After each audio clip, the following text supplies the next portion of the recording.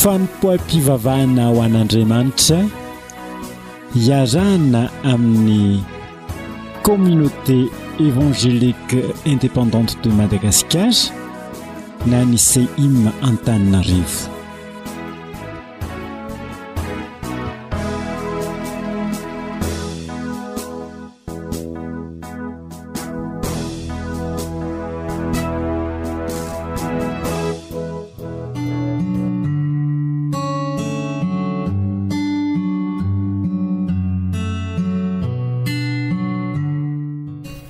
Chers auditeurs, chères auditrices, bonjour. Que la grâce et la paix vous soient données de la part de Dieu notre Père et du Seigneur Jésus-Christ. Amen. C'est avec une grande reconnaissance à Dieu que nous nous retrouvons autour de lui, autour de sa personne et autour de sa parole ce matin. Et c'est avec joie que la CEIM francophone, Communauté évangélique indépendante de Madagascar à Ankadjamami, vous invite à vivre cette heure de célébration avec elle. Nous vous invitons à la prière. Dieu notre Père, combien nous te sommes reconnaissants de pouvoir encore une fois ce matin te rendre ce culte. Merci pour cette grâce immense que tu nous fais. Merci surtout, Seigneur, pour le salut que tu nous offres gratuitement à tous ceux et celles qui croient à l'œuvre salvatrice que tu as accomplie à la croix.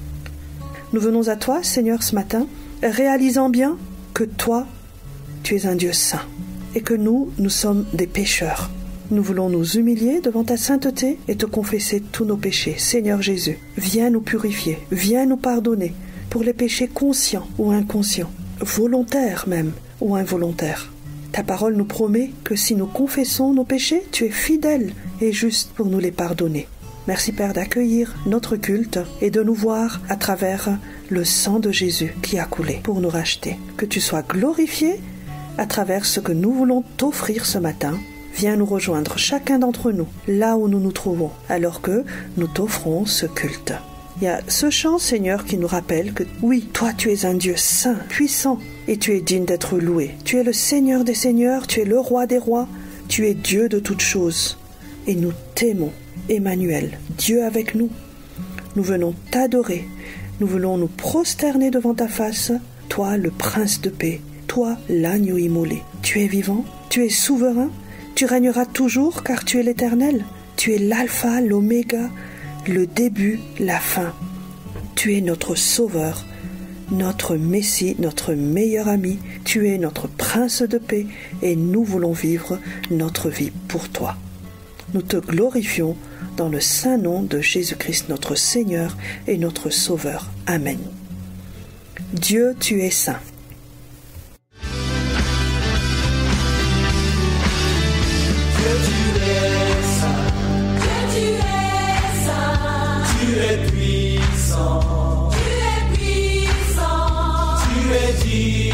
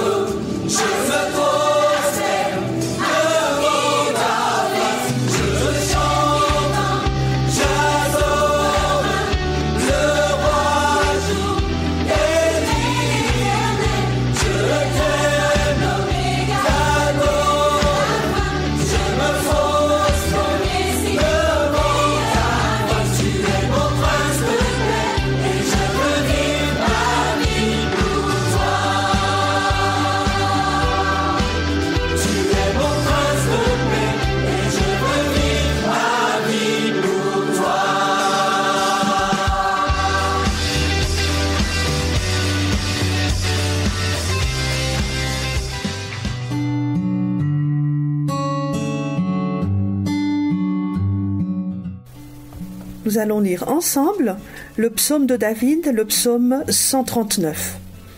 Nous vous invitons à prendre votre Bible et de suivre cette lecture. Au nom de Jésus. Seigneur, tu regardes jusqu'au fond de mon cœur et tu sais tout de moi. Tu sais si je m'assieds ou si je me lève. Longtemps d'avance, tu connais mes pensées. Tu remarques si je suis dehors ou chez moi. Tu es au courant de tout ce que je fais. La parole n'est pas encore arrivée à mes lèvres, que tu sais déjà tout ce que je vais dire. Tu es derrière moi, devant aussi. Tu poses ta main sur moi. Que tu me connaisses à ce point est trop merveilleux pour moi et dépasse tout ce que je peux comprendre. Où pourrais-je aller loin de toi? Où fuir ta présence? Si je monte au ciel, tu es là. Si je me couche parmi les morts, t'y voici. Si je m'envole jusqu'au soleil levant, ou si je vais m'établir au soleil couchant, même là, ta main me guide, ta main droite ne me lâche pas. Si je dis que l'obscurité m'engloutisse, qu'autour de moi le jour se fasse nuit, pour toi l'obscurité devient lumière et la nuit claire comme le jour. Ténèbres ou lumière, pour toi c'est pareil. Oui, nous voulons élever notre Dieu, le Créateur du ciel et de la terre, et notre Créateur, lui qui est omniscient, omniprésent et omnipotent, et dans sa toute-puissance, il est venu jusqu'à nous, en la personne de Jésus-Christ, et nous a manifesté son amour immense pour nous sauver. Chantons ensemble au-dessus des puissances.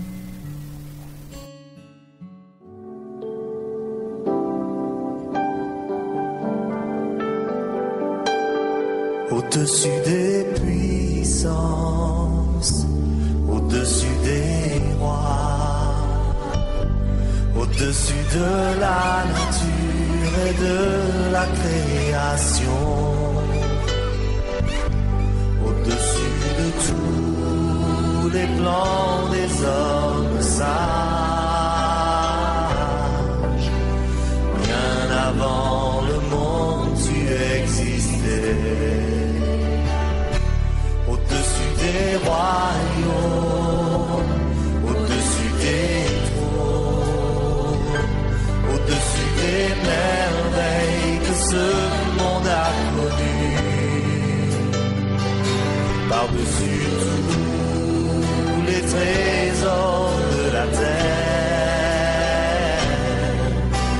rien ne peut mesurer ta valeur.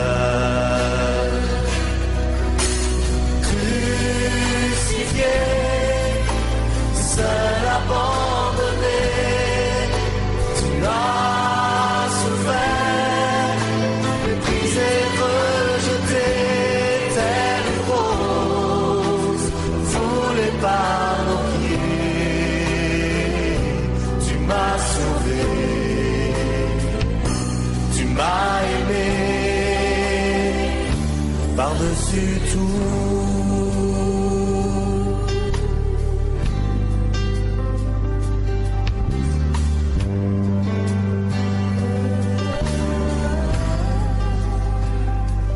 Au-dessus des puissances, au-dessus des rois, au-dessus de la nature et de la création, au-dessus de tous les plans des hommes sages, bien avant le monde tu existais. Des royaumes, au-dessus des trônes, au-dessus des merveilles que ce monde a connues, par-dessus tous les trésors de la terre, rien ne peut mesurer ta valeur.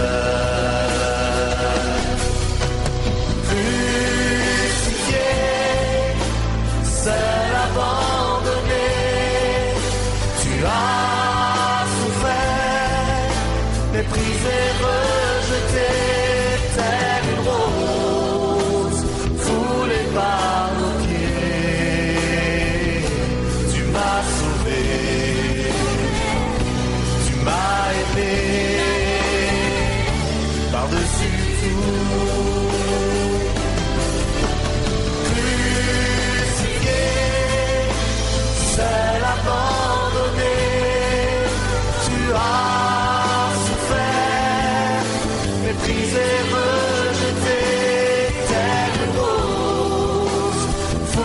pardonné,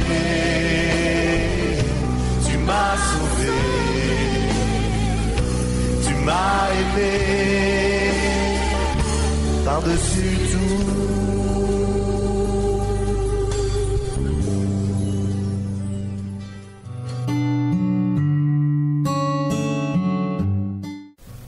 Nous continuons la lecture du psaume 139 en reprenant à partir du verset 13. C'est toi qui as créé ma conscience, qui m'as tissé dans le ventre de ma mère. Seigneur, merci d'avoir fait de mon corps une aussi grande merveille. Ce que tu réalises est prodigieux, j'en ai bien conscience. Mon corps n'avait pas de secret pour toi. Quand tu me façonnais en cachette et me tissais dans le ventre de ma mère. Quand j'y étais encore informe, tu me voyais. Dans ton livre, tu avais déjà noté toutes les journées que tu prévoyais pour moi, sans qu'aucune d'elles ait pourtant commencé. À travers le chant suivant, nous vous invitons à confesser et à proclamer encore à notre Dieu que nous sommes nés pour le louer. Je suis né pour te louer.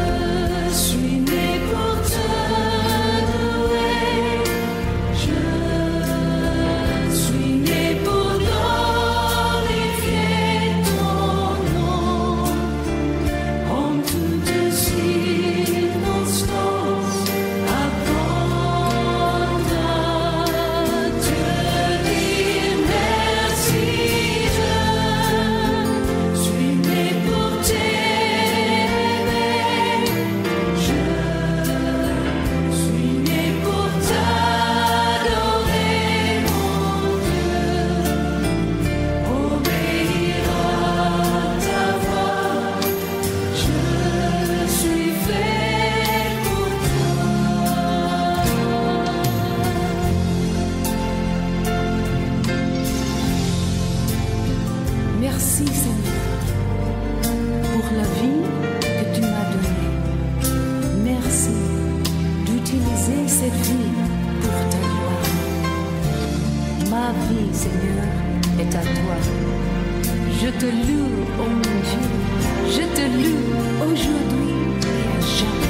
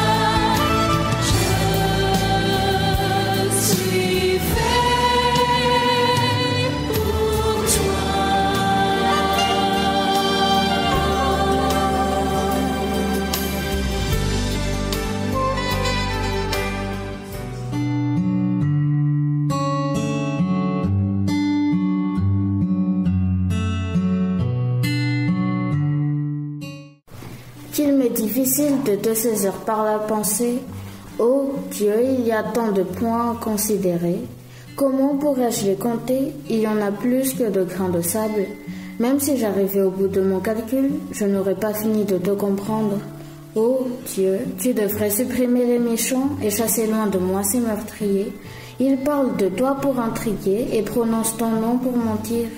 J'ai du dégoût pour ceux qui s'opposent à toi. Seigneur, je déteste ceux qui te détestent. Ma haine pour eux est totale. Ils sont pour moi des ennemis personnels. Oh Dieu, regarde jusqu'au fond de mon cœur et sache tout de moi. Mets-moi à l'épreuve, reconnais mes préoccupations profondes. Vois bien que je n'ai pas adoré de faux dieux et conduis-moi sur le chemin qui a toujours été le mien. Amen. Comme les derniers versets que nous venons de lire, par ce chant, prions Dieu afin qu'il sonde nos cœurs, qu'il connaisse nos pensées, qu'il regarde si nous sommes sur une mauvaise voie et qu'il nous conduise, chacun d'entre nous, sur la voie de l'éternité. Sonde-moi, ô Dieu.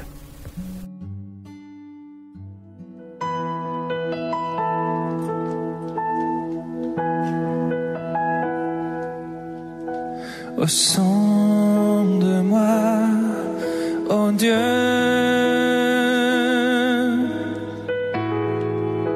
et connais mon cœur. Éprouve-moi,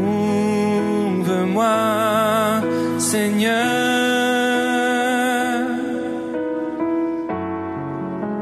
et connais mes pensées.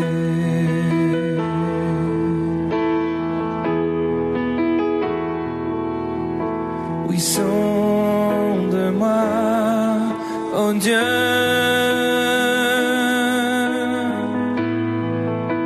et connais mon cœur. Éprouve-moi, Seigneur,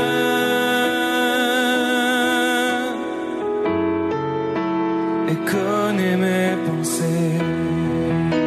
Regarde si je suis loin de toi.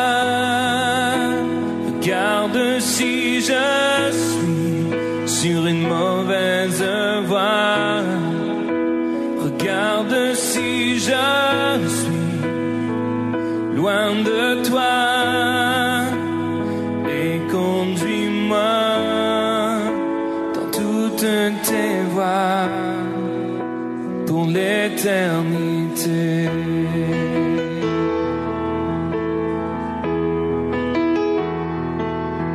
Oui, sonde-moi, ô Dieu,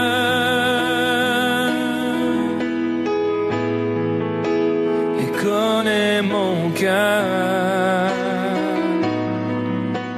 Éprouve-moi, Seigneur,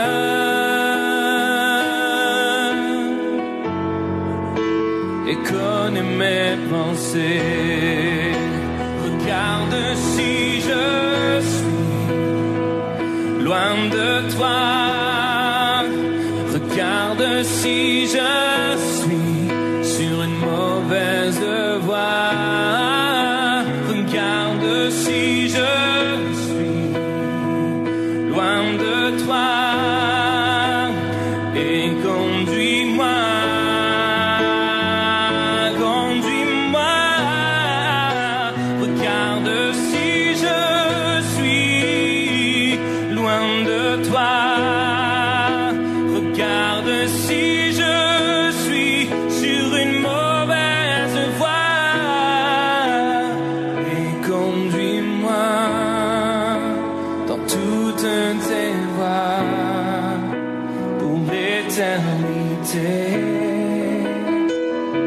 Oui, conduis-moi et conduis-moi dans toutes tes voies pour l'éternité.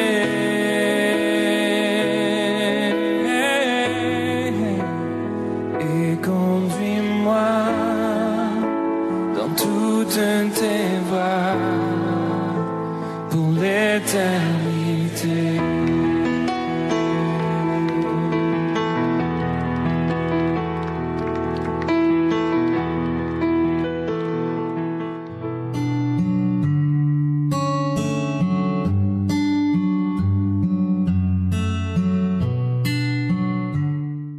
Nous arrivons au moment de l'écoute de la parole de Dieu.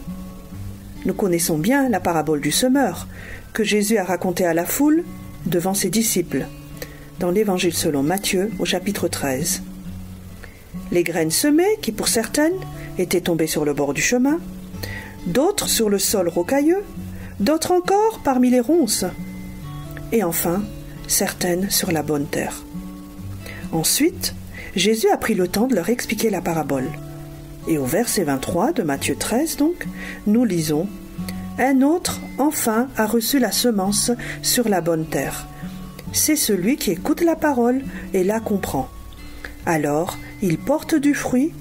Chez l'un, un grain en rapporte 100, chez un autre 60, chez un autre 30. » Notre prière, c'est que chacun de nos cœurs soit de la bonne terre et que par la grâce de Dieu, il permette qu'en écoutant, nous comprenions sa volonté et que nous portions du fruit pour sa gloire. Bonjour à tous. La notion de grandeur peut être perçue de manière différente selon les sociétés, les pays et les cultures. Elle peut également être appréciée de diverses manières selon les individus, les modes de pensée, de vie, les classes sociales ou encore selon les époques. Mais la grandeur est enfouie au fond du cœur de l'homme et elle est très présente dans toutes les sociétés et dans toutes les cultures. Les premières pages de la Bible nous montrent que la tentation de devenir comme Dieu était déjà présente et ce fut la cause de la chute. Et nous trouvons cela dans Genèse chapitre 3 à partir du premier verset. Le tentateur, Satan, a suscité en Ève le désir, la convoitise de posséder ce que Dieu lui avait défendu. Genèse chapitre 3 versets 4 à 5. Du coup, elle avait envie de connaître ce que Dieu ne lui avait pas révélé et d'être indépendante de Dieu. En chaque personne se trouve souvent le désir de vivre et de penser d'une manière autre que celle que Dieu attend. Adam et Ève voulaient être grands, non comme un arbre, un éléphant ou encore comme l'univers, mais ils voulaient être grands comme le Créateur de toutes choses. Cela va sans dire que cet état d'esprit ne s'est pas arrêté au temps d'Adam et Ève. La société dans laquelle nous vivons aujourd'hui est fortement marquée par le désir d'être comme Dieu. Ce matin, j'aimerais partager avec vous un message qui en soi est un appel à l'humilité, un appel à suivre le serviteur Seigneur. Pour cela, nous allons lire ensemble Philippiens chapitre 2 versets 5 à 11. Philippiens chapitre 2 versets 5 à 11. Mais avant tout, je vous invite à la prière. Prions ensemble. Dieu notre Père, tu es grand, tu es infiniment grand. Tu es le Dieu infiniment sage, tout-puissant et le Dieu d'amour. Et nous te sommes reconnaissants parce que, Seigneur, tu nous accordes le temps d'être avec toi, d'entendre ta parole. Nous te demandons maintenant de nous éclairer par la puissance de ton Esprit Saint. Aide-nous, Seigneur, à voir clair qui tu es et qui nous sommes dans ce monde où tu nous as placés, afin que nous puissions vivre une vie qui te plaise à tous égards. En ton nom, Jésus-Christ, nous prions. Amen. Je vous invite alors à lire avec moi Philippiens chapitre 2, versets 5 à 11. Au nom de Jésus. Ayez en vous la pensée qui était en Christ Jésus. Lui, dont la condition était celle de Dieu, il n'a pas estimé comme une proie arrachée d'être égal avec Dieu. Mais il s'est dépouillé lui-même en prenant la condition d'esclave, en devenant semblable aux hommes, après s'être trouvé dans la situation d'un homme. Il s'est humilié en devenant obéissant jusqu'à la mort sur la croix. C'est pourquoi aussi, Dieu l'a souverainement élevé et lui a donné le nom qui est au-dessus de tout nom, afin qu'au nom de Jésus, tout genou fléchisse dans les cieux, sur la terre et sous la terre, et que toute langue confesse que Jésus-Christ est Seigneur à la gloire de Dieu le Père. Amen. Jusqu'ici, la lecture de la parole de Dieu. Dans notre message d'aujourd'hui, nous allons voir que notre marche chrétienne n'est autre que notre réponse à l'invitation de Dieu à suivre une personne. Nous allons donc voir qu'un chrétien est une personne qui est appelée à être à la suite de Christ Jésus, notre modèle. que ce modèle parfait, c'est Jésus-Christ, le serviteur par excellence. Et enfin, nous noterons que ce Christ qui s'est abaissé est élevé en Seigneur par Dieu le Père. Sans tarder, abordons tout de suite le premier point. Être chrétien, c'est être à la suite de Christ Jésus, notre modèle. Je répète, être chrétien, c'est être à la suite de Christ Jésus, notre modèle. Dans les 4 versets qui précèdent notre texte, l'apôtre Paul invitait les Philippiens à travailler l'unité en Christ. Le socle de cette unité, c'est l'humilité et la vraie unité. L'unité selon les pensées de Dieu, c'est une puissance libératrice. Dans notre texte, c'est comme si les Philippiens répondaient à l'apôtre Paul, « Tu nous as exhortés à avoir une même pensée, un même sentiment, un même esprit, mais comment y arriver ?» La réponse de Paul est ceci. Ayez en vous la pensée qui était en Christ Jésus. Philippiens chapitre 2 verset 5. Par pensée, je mets entre guillemets ici, nous ne devons pas comprendre juste un avis ou une opinion, mais toute une manière de penser. La manière de penser de Christ est censée nous caractériser et elle est bien plus profonde. Dans les 4 évangiles, Jésus parle fréquemment de ses rapports avec le Père, du sentiment qu'il a envers le Père, de la puissance et de la motivation qui le font agir. Dans la personne de Jésus-Christ, nous voyons à la fois comment, en tant que Fils de Dieu et en tant que Fils de l'homme, Jésus a manifesté constamment une attitude d'absolue dépendance envers Dieu son Père pour donner à Dieu l'honneur et la gloire qui lui sont dus. Je vous invite à lire avec moi quelques versets qui nous montrent ce rapport privilégié entre le Père et le Fils et qui manifestent le cœur de celui qui s'est réellement humilié devant Dieu. Jean chapitre 5 verset 19. Le Fils ne peut rien faire de lui-même. Jean chapitre 5 verset 30. Je ne puis rien faire de moi-même, mon jugement est juste parce que je ne cherche pas ma volonté. Jean chapitre 6 verset 38. Je suis descendu du ciel pour faire non ma volonté, mais la volonté de celui qui m'a envoyé. Jean chapitre 8 verset 29. Je ne fais rien de moi-même, mais je parle selon ce que le Père m'a enseigné. Celui qui m'a envoyé est avec moi. Il ne m'a pas laissé seul, parce que je fais toujours ce qui lui est agréable. Et enfin, Jean chapitre 14 verset 10. Les paroles que je vous dis, je ne les dis pas de moi-même, et le Père qui demeure en moi, c'est lui qui fait les œuvres. Amen. La Bible définit l'humilité comme la douceur, la modestie et le renoncement à soi. L'humilité est une attitude du cœur, pas une simple apparence extérieure, et Jésus-Christ a manifesté dans son cœur et par sa vie ce que sont la douceur, la modestie et le renoncement à soi. N'est-ce pas lui qui nous invite tous à venir à lui quand il disait « Venez à moi, vous tous qui êtes fatigués et chargés, et je vous donnerai du repos. Prenez mon joug sur vous et recevez mes instructions, car je suis doux et humble de cœur, et vous trouvez du repos pour vos âmes, car mon joug est aisé et mon fardeau léger. » Matthieu chapitre 11 versets 28 à 30. Jésus-Christ est venu nous révéler le Père et nous montrer comment vivre une vie qui plaît à Dieu. Chers amis, la vie chrétienne est notre réponse à l'appel de Dieu à suivre le Christ, notre Sauveur. Christ est celui qui est venu sur cette terre pour nous sauver de nos péchés. La vie chrétienne est une vie à la suite de Jésus, notre Seigneur. C'est lui qui nous a rachetés de notre vaine manière de vivre. Nous lui appartenons, corps, âme et esprit. Mais Jésus-Christ est aussi notre modèle. Il est venu vivre une vie d'humilité, une vie qui rend parfaitement gloire à Dieu. Jésus est notre modèle. Il est venu non pour être servi, mais pour servir. Lisons Marc chapitre 10 verset 45. C'est Jésus-Christ qui le dit. Car le Fils de l'homme est venu non pour être servi, mais pour servir et donner sa vie en rançon pour beaucoup. Nous sommes également appelés à servir les autres en faisant passer leurs intérêts avant les nôtres, et nous avons trouvé cela dans Philippiens chapitre 2 verset 3.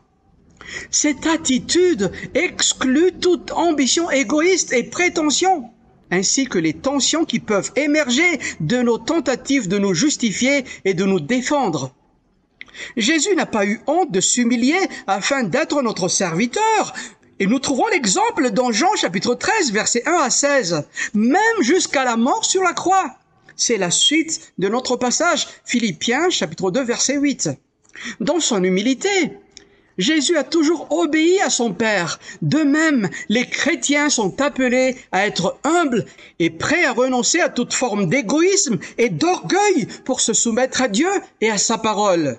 La véritable humilité produit la piété, le contentement et la sécurité. La vie chrétienne, chers amis, est un appel à mourir à soi et Jésus-Christ est l'exemple suprême à cette vie d'humilité et d'abnégation. Cher ami, es-tu prêt à répondre à l'appel de Jésus-Christ, à le suivre? C'est lui qui t'appelle et te dit, « Si quelqu'un veut venir après moi, qu'il renonce à lui-même, qu'il se charge de sa croix et qu'il me suive. Quiconque en effet voudra sauver sa vie, la perdra, mais quiconque perdra sa vie à cause de moi la trouvera. Et que servira-t-il à un homme de gagner le monde entier s'il perd son âme?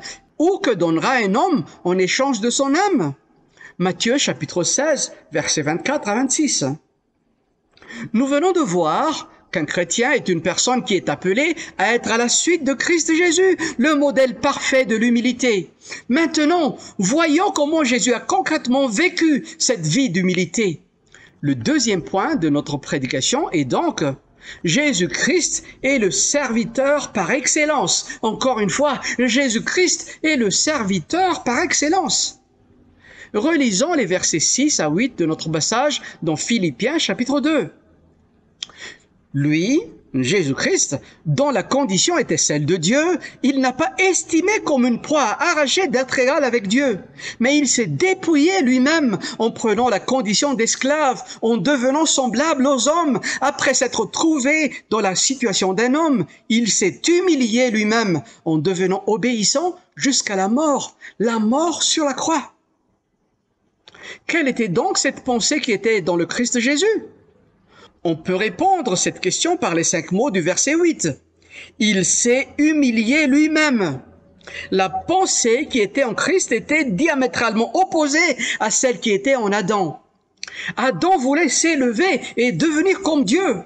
Le Christ, dont la condition était celle de Dieu, il n'a pas estimé comme une proie à arracher d'être égal avec Dieu. Nous avons ici une des affirmations les plus explicites de la divinité du Christ.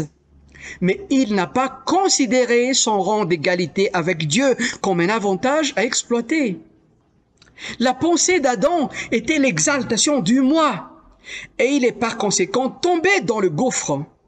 En Christ, il y avait l'abnégation, l'abaissement de soi, et comme nous le voyons dans ce passage, il a été exalté à la position suprême. N'est-ce pas l'auteur des Proverbes qui a déjà enseigné que l'orgueil précède le désastre et un esprit arrogant précède la chute? Proverbes, chapitre 16, verset 18. Et le Seigneur Jésus a repris en disant, « Qui s'élèvera sera abaissé, et qui s'abaissera sera élevé. » Matthieu, chapitre 23, verset 12. Nos premiers parents furent tentés de s'emparer de quelque chose bien au-dessus d'eux, de devenir comme des dieux. Le serpent a bien séduit Ève quand il lui a dit « Vous ne mourrez pas du tout, mais Dieu sait que le jour où vous en mangerez, vos yeux s'ouvriront et que vous serez comme des dieux qui connaissent le bien et le mal. » Cette place n'était pas pour eux. Et s'en saisir était du vol à l'état pur. Mais il n'y a rien eu de cela chez notre Seigneur Jésus. Dans son cas, l'égalité avec Dieu n'était pas à saisir, elle était sienne dès le commencement, car il était Dieu. Il ne pouvait pas être plus haut qu'il n'était. Mais étant devenu homme, Jésus fut loin de l'Esprit Saint et de puissance. Par conséquent, au lieu d'agir par la simple force de sa propre nature divine, Jésus agissait dans la puissance de l'Esprit. Dans cette situation, Dieu a opéré à travers Jésus. Écoutons comment l'évangéliste Luc le dit dans Actes chapitre 10 verset 38. Dieu a oint d'Esprit Saint et de puissance Jésus de Nazareth, qui allait de lieu en lieu en faisant le bien et en guérissant tous ceux qui étaient sous l'oppression du diable, car Dieu était avec lui. Amen. Comme nous venons de dire un peu plus haut, Jésus-Christ a renoncé à l'initiative ou à l'action individuelle dans ses paroles et dans ses actes. Il les attribuait tous au Père. Dans toutes ces choses, Jésus s'est réellement dépouillé lui-même en prenant la condition d'esclave, en devenant semblable aux hommes. Quand le Seigneur Jésus a pris la forme d'esclave, il l'a vécu avec tout ce que cela impliquait. Il est venu servir le Père et les siens. Dans Jean chapitre 13, encore une fois, il a accompli textuellement ce qu'un esclave ferait, c'est-à-dire laver les pieds d'autrui. Au verset 8 de Philippiens chapitre 2, Jésus s'est humilié lui-même en devenant obéissant jusqu'à la mort sur la croix. Ce verset 8 amène l'histoire de son humiliation à son point culminant. Si le verset 7 nous relate l'abaissement extraordinaire à partir de la pleine gloire de sa divinité jusqu'à l'état et à la position d'homme, ce verset 8 décrit un abaissement supplémentaire de l'homme qui était le serviteur de l'Éternel, l'abaissement jusqu'à la mort de la croix. Toute la vie de Jésus-Christ a été marquée par un abaissement continuel, par une humiliation croissante de lui-même, jusqu'à en arriver à la mort, et à la mort sous la forme extrêmement déshonorante et douloureuse de la mort à la croix. Cher ami, la vie chrétienne est une vie à la suite de celui qui était Dieu, mais qui a choisi délibérément de s'abaisser en prenant la condition d'esclave, en devenant semblable aux hommes.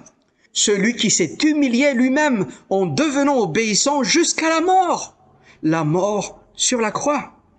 Mais la bonne nouvelle, cher ami, c'est que nous pouvons suivre Jésus-Christ, le serviteur par excellence, en nous abandonnant à lui, en lui donnant notre vie et en dépendant complètement de son Esprit Saint. La question qui se pose à toi ce matin, cher ami, c'est la suivante. Veux-tu confier entièrement à Jésus toute ta vie afin qu'il change ton cœur et que tu puisses mener une vie qui plaît à Dieu le Père? Veux-tu accepter de mourir à toi-même pour que Christ puisse vivre en toi et qu'ainsi tu puisses marcher humblement devant ton Dieu et que tu deviennes serviteur du Dieu très haut? Nous avons vu qu'être chrétien, c'est être à la suite de Jésus-Christ, notre modèle. Ensuite, la vie chrétienne est notre réponse à l'appel de Dieu à mourir à nous-mêmes et continuer à marcher dans l'humilité. C'est être à la suite du serviteur par excellence, Jésus-Christ, le serviteur de Yahvé. Abordons maintenant le troisième et dernier point de notre message de ce jour. L'humilité, c'est louer et adorer le Christ qui s'est abaissé et qui est élevé en Seigneur par Dieu le Père. Laisse-moi répéter cela. L'humilité, c'est louer et adorer le Christ qui s'est abaissé et qui est élevé en Seigneur par Dieu le Père. Relisons les versets 9 à 11 de Philippiens chapitre 2. C'est pourquoi aussi Dieu l'a souverainement élevé et lui a donné le nom qui est au-dessus de tout nom, afin qu'au nom de Jésus, tout genou fléchisse dans les cieux, sur la terre et sous la terre, et que toute langue confesse que Jésus-Christ est Seigneur, à la gloire de Dieu le Père. Si nous lisons bien les versets 5 à 8, nous trouvons que c'est Christ qui en est le sujet. À partir de verset 9, c'est Dieu qui est le sujet des 3 versets suivants. Cela veut dire que l'humiliation est le fruit de l'obéissance du Christ, tandis que l'exaltation est le fruit de la volonté de Dieu. Ici, nous trouvons encore une fois que le Fils de Dieu n'a rien revendiqué, c'est son Père qui l'a souverainement élevé et lui a donné le nom qui est au-dessus de tout nom. Mais quel est ce nom que le Christ a reçu? Dans l'Ancien Testament, quand l'Éternel s'est révélé à Moïse, dans Exode chapitre 3 verset 14, Dieu dit à Moïse « Je suis celui qui suis ». Nous avons ici le fameux tétragramme et dans la confession juive de l'Ancien Testament, il est écrit « Écoute Israël, Yahvé, notre Dieu, Yahvé est un ». Deutéronome chapitre 6, verset 5. Or, les Juifs ne lisaient pas le nom de Yahvé car c'est trop sacré pour eux. Chaque fois qu'ils rencontrent le tétragramme, ils prononçaient Adonai, et Adonai est le mot en hébreu, Kyrios en grec et Seigneur en français. Jésus, quand il est appelé Seigneur, reçoit donc le nom de Dieu, Yahvé. En fait, ce titre pose une question. Quand ce nom est attribué à Jésus, comment est-il compatible avec l'unicité de Yahvé? Cela n'est possible qu'à cause de la divinité du Christ préexistant et un avec le Père. Lisons ensemble Jean chapitre 10, versets 27 à 30. C'est le Seigneur Jésus qui le dit. « Mes brebis entendent ma voix. Moi, je les connais, et elles me suivent. Je leur donne la vie éternelle, elles ne périront jamais, et personne ne les arrachera de ma main. Mon Père qui me les a donnés est plus grand que tous, et personne ne peut les arracher de la main du Père.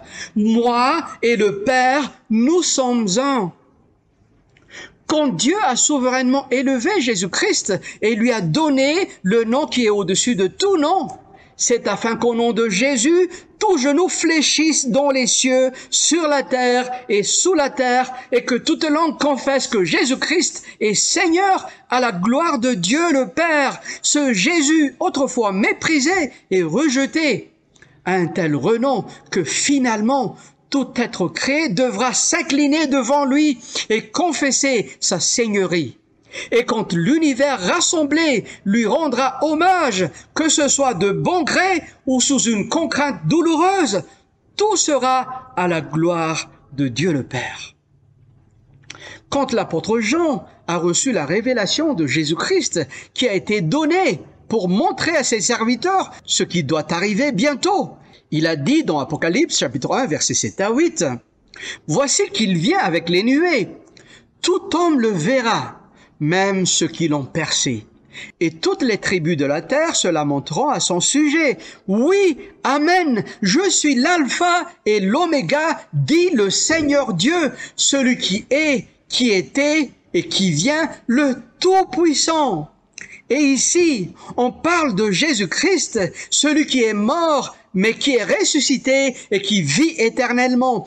Il porte aussi le nom du Seigneur Dieu, le Tout-Puissant, le Pantocrator en grec, et il reviendra bientôt. Cher ami, comment est ta vie d'adoration et de louange devant ce nom si souverainement élevé, ce nom devant lequel tout genou fléchit dans les cieux, sur la terre et sous la terre? C'est là où nous comprenons que l'adoration et la louange est tout sauf une apparence trompeuse. La louange et l'adoration sont des sacrifices offerts à Dieu, le fruit des lèvres qui confessent le nom de Jésus-Christ comme Seigneur et Dieu. Hébreux chapitre 13, verset 12. Et tout cela à la gloire de Dieu le Père. Pour terminer, je voudrais juste rappeler que la vie chrétienne est une réponse de l'homme à suivre le Christ Jésus, le modèle par excellence dans l'obéissance à Dieu, dans le service pour Dieu le Père et dans la soumission inconditionnelle à Dieu.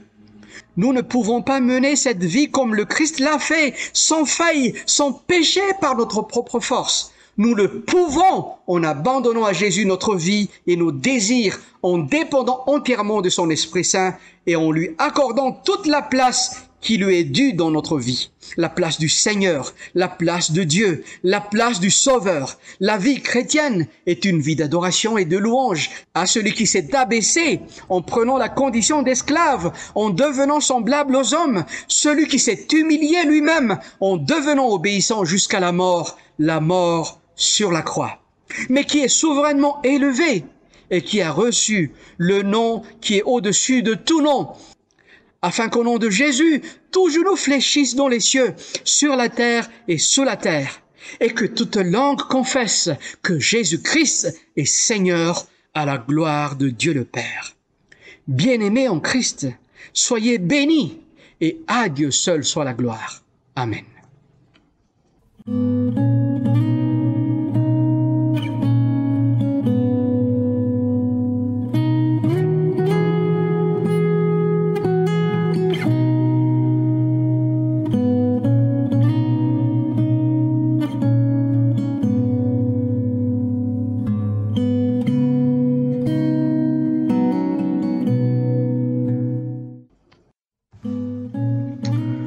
vous invite encore à la prière.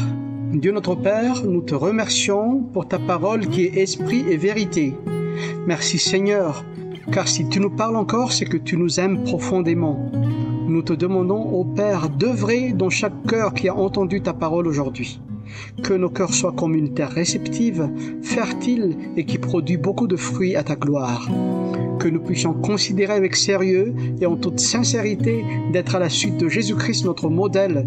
Que nous puissions abandonner complètement nos vies, nos pensées, nos désirs à celui qui s'est abaissé jusqu'à la mort sur la croix, mais qui est ressuscité et qui vit éternellement. Que nos vies soient dédiées à la louange et à l'adoration de Jésus-Christ, le Seigneur des Seigneurs, le nom au-dessus de tout nom et le nom devant lequel tout genou fléchit dans le ciel, sur la terre et sous la terre.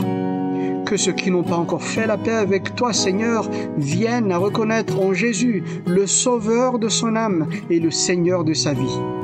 Père éternel, nous te demandons de faire chacun de nous des adorateurs de Dieu en esprit et en vérité, que nous soyons des serviteurs à la suite du serviteur par excellence, Jésus-Christ notre modèle, notre Sauveur et notre Seigneur. Père éternel, sois élevé, sois glorifié, sois magnifié dans nos vies, dans nos familles, dans nos églises, dans notre nation et sur toute la terre. Dans le nom glorieux et puissant de Jésus-Christ, nous avons ainsi prié. Amen. Seigneur notre Dieu, nous voulons encore te remercier ce matin pour qui tu es et pour ce que tu fais. Merci parce que nous pouvons avoir la certitude de ton amour. Comme l'apôtre Paul nous le rappelle, que ni la mort, ni la vie, ni les anges, ni les dominations, ni les choses présentes, ni les choses à venir, ni les puissances, ni les hauteurs, ni les profondeurs, rien ne pourra nous séparer de l'amour de Dieu manifesté en Jésus-Christ notre Seigneur. Merci Seigneur de ce que nous sommes au bénéfice de cet amour au quotidien. Et ce matin, nous voulons aussi nous souvenir de ta parole quand tu nous dis que si mon peuple, sur qui est invoqué mon nom, s'humilie, prie et recherche ma face, s'il revient de ses mauvaises voies, moi, tu dis, je l'écouterai des cieux, je lui pardonnerai son péché et je guérirai son pays. Ô Seigneur, viens, interviens dans notre pays. Tu n'es pas sans savoir, Seigneur, ce virus qui sévit, mais aussi ces inondations, le cyclone qui s'annonce encore, la sécheresse dans le sud. Ô Seigneur, aie pitié, aie miséricorde. Viens visiter particulièrement ton peuple. Seigneur, que nous venions nous humilier, que nous prenions le temps de prier et de rechercher ta face. Ô Seigneur, que nous ne fassions pas la sourde oreille, mais que tu nous rendes sensibles à ta voix, à rechercher réellement ta face et à faire ta volonté. Seigneur, dans la situation actuelle, devant tous les sinistrés de notre pays, que tes enfants soient tes mains, tes pieds, ton cœur qui viennent apporter secours en ton nom et aussi partager ton amour, présenter Seigneur le message de ton salut. Merci Seigneur d'entendre nos prières et de nous exaucer dans ta grâce. Dans le nom puissant de Jésus, Amen. Vers toi, Seigneur, j'élève ma voix pour t'adorer, mon Sauveur, mon Roi. Reçois, Seigneur, comme un doux parfum, l'amour et le chant de nos cœurs reconnaissants.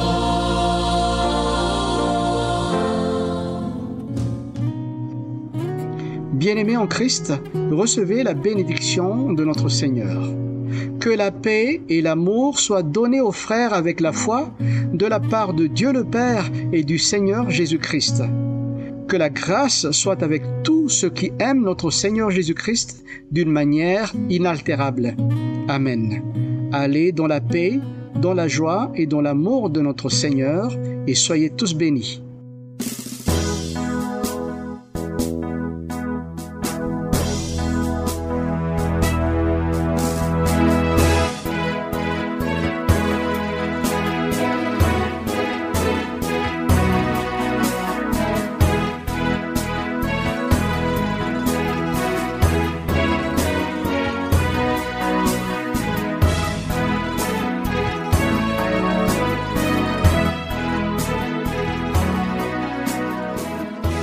renareo teo ny fanompoam-pivavahana natolotry ny communauté évangélique indépendante de Madagascar CIM Antananarivo.